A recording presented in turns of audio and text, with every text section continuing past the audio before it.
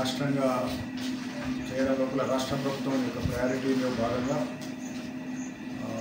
Ramagundam commissioner Srinivas గారి ఆదేశాల మేరకు నిన్న మేము అంటే మంతనిలో కూడా చాలా పూర్తి స్థాయిలో అందరి మీద నిఘా పెట్టి గంజాయి ఇంకా ఇతర మత్తు పదార్థాల మీద ఏ రకమైనటువంటి జరుగుతున్న దాని మీద నిఘా పెట్టి నిన్న నాగేపల్లిలో ఒక వ్యక్తిని పట్టుకోవడం జరిగింది.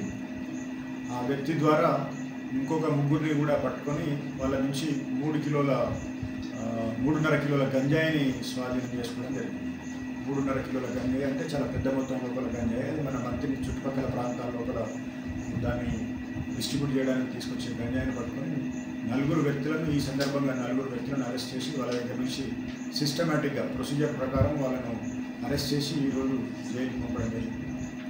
రాష్ట్ర ప్రభుత్వం యొక్క ఉద్దేశం ఏదైతే ఉందో దాన్ని రామగుండం కమిషనరేట్ పరిధి లోపల చాలా స్ట్రిక్ట్గా పూర్తి స్థాయిలో గంజాయిని నిర్మూలించే దిశగా పోలీసులు చర్యలు తీసుకుంటూ ఉన్నారు.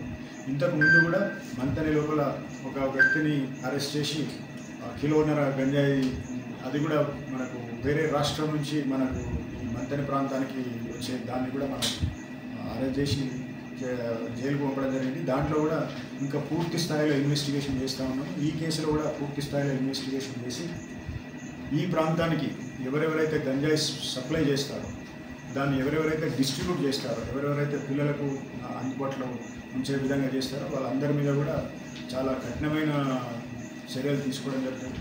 వీళ్ళ మీద పీడీ యాక్ట్ పెట్టే అవకాశాన్ని కూడా పరిశీలిస్తూ ఉన్నాము. దీన్ని బట్టి తదుపరి చర్యలు కూడా తీసుకోవడం జరుగుతుంది. ముఖ్యంగా ప్రజలకు విజ్ఞప్తి ఏంటంటే, ఏ రకమైన చిన్న సమాచారం ఉన్నప్పటికీ కూడా దాన్ని మాతోటి పంచుకున్నట్టయితే ఈ ప్రాంతాన్ని రామగుండం కమిషనరేట్ను గంజాయి ఫ్రీ ప్రాంతంగా కమిషనరేట్గా చేసే ప్రయత్నం లోపల ప్రజలను కూడా భాగస్వాములు కావాలని కోరుకుంటున్నాను.